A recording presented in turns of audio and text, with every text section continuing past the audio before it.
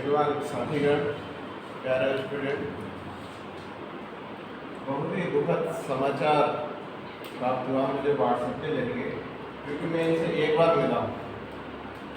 Girls college में programme हुआ था और इनकी एक मैंने तस्वीर भी देखी थी ग्रुप पे। तो ट्रेन में जा रहे थे, पूरे देश का दौरा कर रहे हैं और इनकी बोतल चढ़ी हुई है। तो इनकी जो कृति है, जो युद्ध वीर, तो वास्तव में एक वीर योद्धा के रूप में ये इन्होंने जो अपना प्रचार प्रसार अभियान किया था, बहुजन समाज के लिए चेतना जागृत हो, अपने अधिकार के प्रति जागरूक हो, विशेष करके SC ST OBC वर्ग के लिए जो किसी न किसी कारण से ताड़ित हैं या शोषित हैं। तो इनकी आवाज़ हमेशा शोषित वर्ग के हितों जो उनका शोषण कर रहे हैं उनके खिलाफ रही है। और जब मैंने इन्हें सुना 10-15 मिनट, तो इन्होंने पूरा जोर इस बात पे दिया, असमानताएं हैं और अंधविश्वास है, उसका भी इन्होंने पुरजोर विरोध किया। ये बाबा साहब अम्बेडकर से और कार्ल मार्क्स से प्रभावित थे, उनके विचारों से। पर मैंने अपने जीवन काल में ये पहले व्यक्ति देखे जो इन अम्बेडकर साहब के, मार्क्सवादी साहब के, इनके विचारों को प्रचार करने के लिए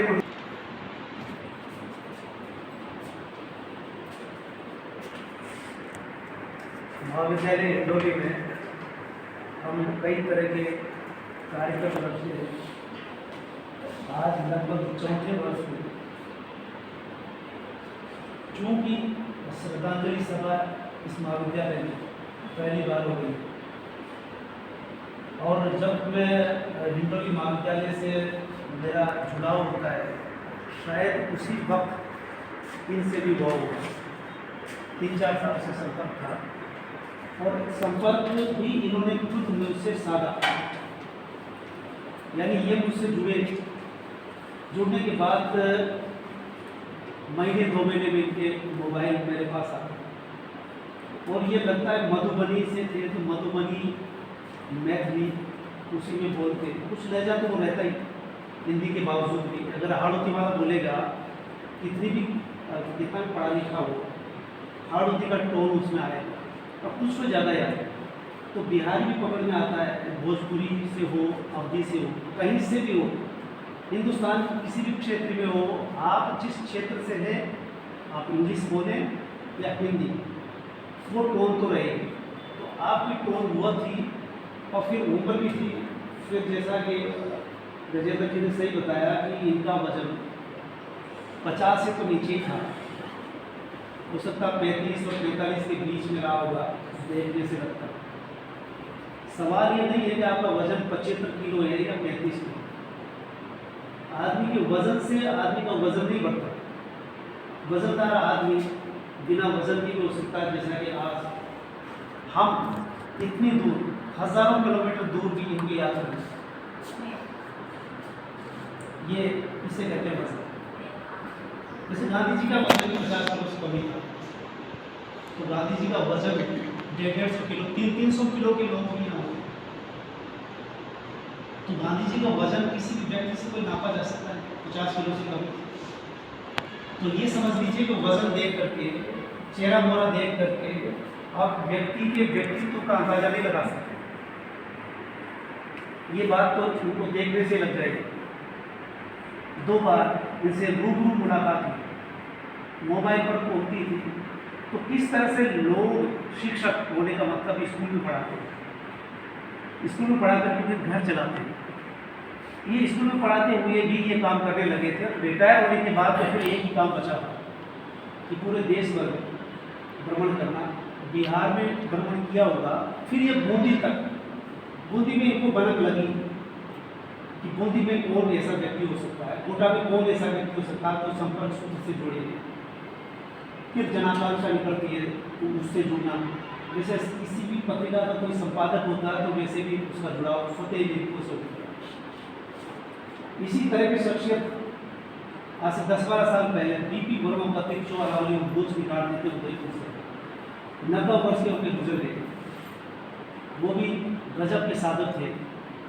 जब उनकी सूचना मुझे मिली तो मैं उदयपुर जाकर किसी की बीच को पता चला कि नहीं वो उदयपुर में कहीं करौली में गांव पड़ता है, तो वहीं उनका दाह संस्कार हुआ। तो हम लोग वहाँ पहुँचते, जबकि लेख ही संबंध होता है उससे, बाकी कोई संबंध नहीं। तो इसी तरह से ये बिहार से, और ये कहते हैं मुझे यहाँ कार्यक्रम करना है, मैं आऊँगा। अब यकाएक फिर एक दिन सूचना आई कि मैं आ रहा हूँ, और मैं हिंडोली से बूंदी आना जाना मेरा हो गया। अभी नेलवा रोड से पहली बार जब आए तो नेलवा रोड से लाखेरी की तरफ से आ रहे हैं, और मैं बस स्टैंड पहुँच गया लेने के लिए। फिर मैंने फ़ोन किया तो बोले कि मैं नेलवा रोड पर उतर गया हूँ। नेलवा रोड पे उतर गए तो अच्छी बात है, क्योंकि नेलवा रोड पर ही आपको ठहरने का हमने किया है। चांदना होटल, संयोग से चांदना होटल के बगल में ही खड़े थे। अब मैं चूँकि पहली बार मिलूँगा तो कितना मुश्किल होता है, अब मैं कैसे पहचानूँ, ये भी मुझे कैसे पहचाने, मोबाइल पर आवाज़ से पहचानते, फिर मोबाइल किया, मैं किराए पर खड़ा हुआ चौराहे पे। अब ये दिखाई दिए और लाल टी शर्ट लाल शर्ट, और जितने दुबले पतले हैं शायद बूंदी में कोई होगा, वो लाल कपड़े में खुली रहते जा रहे। तो इस तरह से पहले लाल शर्ट में हमारे भी एक स्टूडेंट है, लाल पेंट के लिए लाल पेंट है। हाँ, ये आज एकमात्र आज वाइट पेंट है, और नहीं लाल ही पेंट है। इसको पहचान सकते हो कि ये राजू गुजर आ रहा है। तो इसी तरह से वो नजर आए तो मुझे लगा हो सकता है ये हो, पास गया, फिर जाना होटल में कूद रहे। फिर वही ये बोले कि भाई कल हम प्रोग्राम में रखेंगे, जितने भी अम्बेडकर वाली जो भी इस साइड के द्वारा है, किसी एक जगह को सुनिश्चित करो। अब चूँकि बूंदी महाविद्यालय से मैं यहाँ आ चुका था, बूंदी महाविद्यालय का आकार प्रभार बहुत बड़ा है, लेकिन मैंने कन्या महाविद्यालय की बात की तो कन्या महाविद्यालय वड़कार थी कि यहाँ प्रोग्राम कर, प्राचार्य जी भी मौजूद है। पहला प्रोग्राम हमारा इस तरह से सोनी जी जब प्राचार्य थे तो उनका स्टाफ, और चूँकि 2:30 बजे का कार्यक्रम होगा तो बच्चे को कहीं भी किसी कॉलेज में नहीं मिलेंगे। हम पहुँचे, 15-20 लोग हो गए थे, बूंदी कॉलेज और कन्या महाविद्यालय।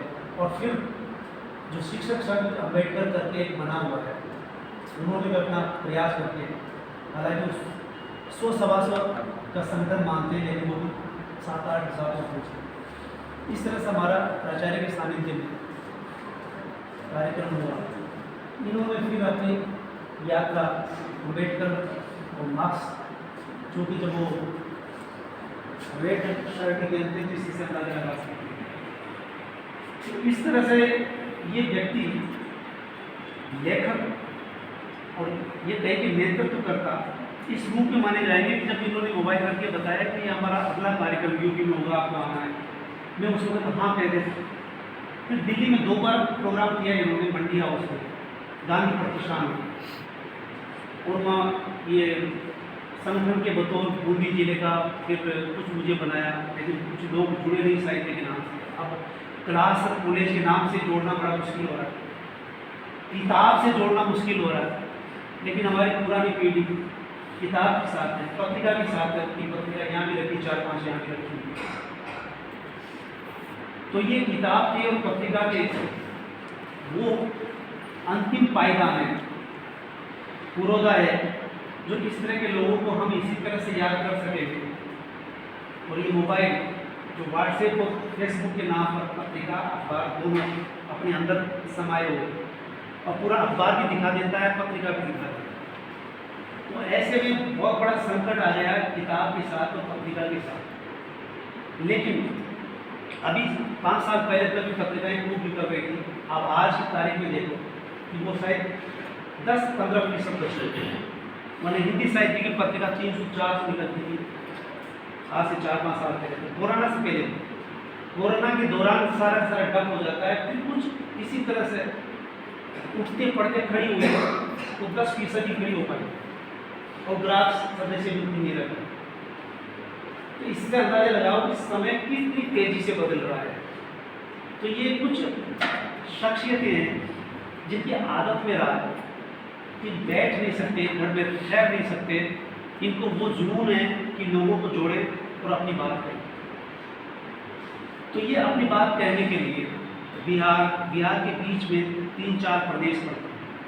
उत्तर प्रदेश पूरा 3-4 प्रदेश के बराबर, मध्य प्रदेश बीच में, छत्तीसगढ़, फिर आता है राजस्थान। तो ये घूम फिर करके दिल्ली पहुंचते हैं, जयपुर का कार्यक्रम करते हैं। अभी लास्ट में कह रहे थे कि जयपुर कार्यक्रम होगा और आपको आना है। तब मुझे लगा कि भाई अब की बार जयपुर चले। बीच में पहले छूट गया था, 2 बार दिल्ली छूट गया, नेपाल छूट गया।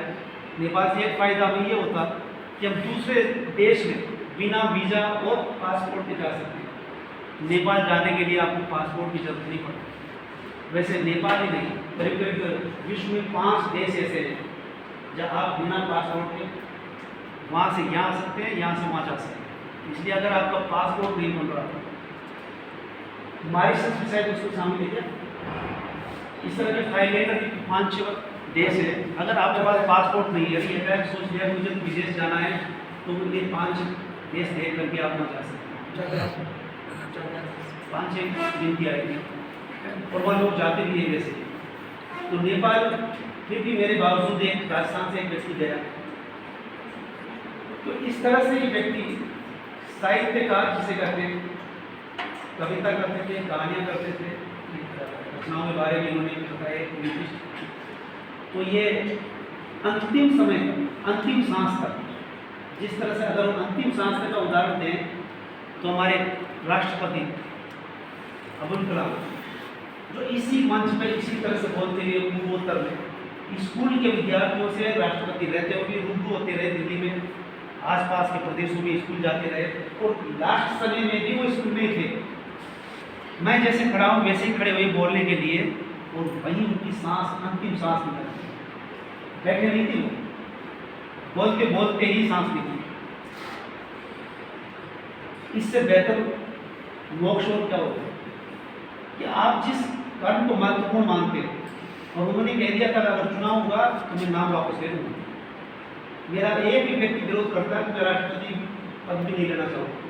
इस शर्त पर वो खड़े हुए थे और बाकायदा वो निर्विरोध हुए और निर्विरोध ही रहे। कोई पॉलिटिक्स नहीं, लास्ट में भी पॉलिटिक्स नहीं, बोला छात्र कल का भविष्य है, मैं इन्हीं से बात करूँ, इन्हीं को बनाऊँगा। अब आप इससे अंदाजा लगा लो, आज से 4-5 साल पहले एक महिला पुलिस अधिकारी, एसपी और डीएम यहाँ आई थी, आप नाम याद से भी बताओ। दोनों महिला, दोनों ही युवती, दोनों ही स्कूल में एक साथ जाते हैं। अब इससे इंस्पायरेशन कैसे होता है इसका अंदाजा लगा सकते हो कि एसपी और डीएम दोनों मंच पे हैं और ये कह रही है कि हम भी स्कूल से पढ़े थे। ज़्यादातर तो ये कहेंगे हम प्राइवेट से पढ़े हैं, कॉन्वेंट से पढ़े हैं, और ये कहेंगे तुम तो सरकारी से पढ़े, क्या नौकरी लगेगी। इससे तो डिमोरलाइज होता है। वो आकर के कहती थी स्कूल से, सरकारी स्कूल से ही हम पढ़े तुम्हारे सामने। और अगर राष्ट्रपति किसी स्कूल में आ जाए तो कितना असर पड़ेगा। वो स्कूल हमेशा हमेशा के लिए अमर हो जाएगा, उसके मुझ पर भी बाहर लिखा जाएगा कि राष्ट्रपति आए। इसके पहले भी इतने राष्ट्रपति हुए, बाद में भी कोई भी स्कूल में इस तरह से संबोधित नहीं कर रहा है। इसका मतलब क्या है? इसका मतलब ये है कि पद व्यक्ति के अनुसार चलता है। उन्होंने कहा कि मैं तो कल के भविष्य से बात करूँगा, और उनके हर महीने कोई कोई प्रोग्राम होते थे स्कूल से, और वो पद से सेवानिवृत्त भी हुए। इसके बावजूद भी ये काम करते रहे, और वो जब उनको वहाँ दिल्ली में एक निवास स्थान दिया जाता, वहाँ से भी वो ये काम करते रहे, फिर भी स्कूल में आते जाते था। फिर पूर्वोत्तर का उनका प्रोग्राम बना और वो अंतिम था। अभी चलने फिरने की, चलते फिरते थे, सब कुछ था। तो ये शिक्षक थे, सेवानिवृत्त थे। हम पहचान पाते क्या, जान पाते क्या? सेवानिवृत्त हमारे ये हजारों होते, बूंदी में मैं भी नहीं जानता। मैं एक को जानता हूँ जिसे गुलाब चंद पांचाल कहते हैं, लेकिन वो अब 80, 82, 83, 84 के हो गए। 4 साल से मैं कह रहा हूँ मैं बड़ी कॉलेज चली, बोला गया अब चला नहीं जाता, या अब मन नहीं करता, वरना बूंदी कॉलेज 3-4 बार गए। वृद्धाश्रम के अध्यक्ष रहे। जो उनके कहने पर वृद्धाश्रम जाता था, वो मेरे कहने से खोले जाते थे, पर मेरे कहने के बावजूद वो यहाँ तक नहीं आ पा रहे। तो वो शिक्षक सेवानिवृत्त होकर के भी इन चीज़ों से जुड़े रहे। तो आपका जीवन हम कहाँ से बनता है? स्कूल से बनता है, कॉलेज से बनता है। कॉलेज में आप जिस शख्सियत को देखते हैं, ये वो है जो चुपचाप करके रहने वाले नहीं। इस संदर्भ में अगर इनकी तुलना कर सकते तो जैसे मेरे को ये अभी ख्याल आया, पूर्व राष्ट्रपति जो यही काम करते रहे, स्कूल कॉलेज जाते रहे, तो स्कूल कॉलेज जाने में उनका शामिल नहीं था, न पहले हुआ न बाद में, सब अपने अंदाज में सब रिसर्च किया था। और दूसरी महत्वपूर्ण बात उनकी ये नहीं है विद्यार्थियों से मिलते थे, बल्कि सूट केस लेकर के वो राष्ट्रपति भवन में गए, राष्ट्रपति निवास में गए और सूट केस लेकर के ही बाहर आए। कबीर को याद कर सकते हैं, कबीर की जिस चादरिया को ओढ़ते हैं बिना दाग के, जैसे कि तैसे दरदीन चादर जैसे ओढ़ी थी, जैसे उनको पहनाई थी, उसी तरह से उतार के रखती, यानी जैसे जन्म हुआ था उसी तरह से मिले वापस। वैसे हम यहाँ आते हैं, एक उद्योगपति भी कुछ इसी तरह से कह रहे थे कि हम जैसे आते हैं कुछ भी लेकर के नहीं आते। वो ये कह रहे थे कि मेरे ये उद्योग नष्ट हो गए, ये बेकार हो गया, अब कुछ नहीं बचा। वो ये कहते हैं, नाम याद नहीं आ रहा मुझे, कि मैं जब आया था तभी खाली हाथ आया था और अब भी खाली हाथ हो गया हूँ, इसमें चिंता की क्या? तो ये कबीरा अंदाज है, जैसे कि तैसे दरदीन चदरिया या अब्दुल कलाम आजाद बोल सकते, या फिर ऐसे नौकरी पेशा होते हुए भी आप भ्रमण पर ही रहे और अंतिम मोबाइल ये था कि मैं जयपुर आ रहा हूँ इस सर्दी में, इसमें तो आपको आना ही नहीं। ये और कहा कि इसमें तो आपको आना ही, अब तक तो मैंने माफ़ किया, आपने इतनी छोड़े। और कहीं भी चलते हुए रास्ते में फोन आ रहा है, इतनी आवाज़ से पैदल जाता रहा मैं, ये पंकज नारायण बोल रहे हैं। और मैं सही कह रहा हूँ कि मेरे को 40% शब्द ही समझ में आ गए, क्योंकि इनकी टोन कुछ ज़्यादा ही थी। और आपने भी सुना, हमारे साहब और शिक्षक बहुत सारे बोले बैठे हुए थे, आवाज़ धीमी थी, इसके बावजूद भी वो प्रभावित थे। ये व्यक्ति दूर से चल के आ रहा, जो बात कर रहा है कि हमारे हिंदी कुछ बोर्ड से सुन रहे थे। प्राचार्य रिटायर्ड सोनी जी उस वक्त थे, वो मौजूद थे। इस तरह से हमारे बीच में हमारे बुलावे पर नहीं, इनके बुलावे पे बूंदी के लोग एकत्रित हुए। तो इस तरह से इनमें वो जुनून था लोगों से जुड़ने का और जोड़ने का। और इनको खबर लगी कि लाखेरी में भी एक व्यक्ति, तो आए तभी लाखेरी से आए, जब गए यहाँ से बोला कि जयपुर जाऊँगा तो यार ठीक है, मैं छोड़ता हूँ, मैं लाखेरी भी जाऊँगा, उस व्यक्ति को देखूँ वो क्या कर रहा है नहीं कर रहा। फिर लाखेरी असफल हुए, वो फिर कोटा गए, कोटा में जगह बना रहे थे, ये बंजर जमीन है, तेरा हर तुम भी चलाना। तो इस तरह के व्यक्ति होते हैं जो अपने लिए नहीं जीते, दूसरों के लिए जीते। दूसरों के लिए जीने वाले व्यक्ति ऐसे जिनके चेहरे मोहरे से नहीं, वजन से नहीं। वजन का तो मैंने पहले ही बता दिया कि वजन इनमें है। और गांधी जी में वजन था, कोई भी नकार नहीं सकता कि गांधी जी में वजन कितना था। टर्नो मणो कितना वजन होगा उनमें। किसी भी देश में उनकी मूर्ति नजर आती है, किसी भी देश का राष्ट्रपति प्रधानमंत्री उनका नाम लिए बिना, बल्कि क्या के नाम होगा अमेरिका के राष्ट्रपति, उसके बाद में नाश्ते के दौरान मेरा अगर एक कोई सपना है, ब्लैक राष्ट्रपति बने बराक ओबामा, जो भी प्रचार में होंगे, बराक ओबामा से ये सवाल कर दिया, तो बराक ओबामा ने पूरी ईमानदारी से कहा कि अगर मेरा कोई सपना है तो बस इतना ही है कि मैं अपने डाइनिंग टेबल पर राष्ट्रपिता महात्मा गांधी के साथ नाश्ता करूँ। ये सपना किसी भी तरह से देख सकते हैं। तो वो एक शक्तिशाली देश का शक्तिशाली राष्ट्रपति के सपना महात्मा गांधी से 2 मिनट साथ बैठने का देखता है। तो इससे हम अंदाजा लगा सकते हैं कि वजन शरीर के वजन से नहीं होता, विचारों का, ये विचार ही थे, जो इनके विचार था कि लोगों से जुड़ूं और जोड़ूं। तो इस तरह से हम आज इनको याद करते हैं। महाविद्यालय हिंडोली, महाविद्यालय हिंडोली, इसी तरह से महाविद्यालय बूंदी ने नामवर सिंह को याद किया था। और कोई कोई हमारे साथ अतिथि होते हैं, आज गजेंद्र जी अतिथि है, उस वक्त डॉक्टर नेगी साहब एडीएम नेगी, और वो साहित्यकार रहे, तो उनसे कहा तो तुरंत बड़े बिल्कुल में आता हूँ। ऐसे मैंने कहा कि गजेंद्र जी आप कल आएंगे और ये है, तो बोला ये है, तो मैं आऊँगा, क्योंकि मैं वहाँ सुना। तो इतना जज्बा हो तो कोई बात, साहित्य ये कहता है, साहित्य मन से मन को जोड़ता है, विचार से विचार को जोड़ता है। तो ऐसे व्यक्ति मिल ही जाते हैं। वो डीएम होकर के, एडीएम होकर के आजकल जयपुर में है, लेकिन फिर इसके बावजूद स्कूल से जुड़ते हैं। और आपको भी हमने एक टास्क दे रखा है, वो टास्क आपने ठीक से किया, तो एडीएम सूरज सिंह ने भी किया है, उनको भी आपके बीच में बुलाएंगे मेरे पास ज़्यादा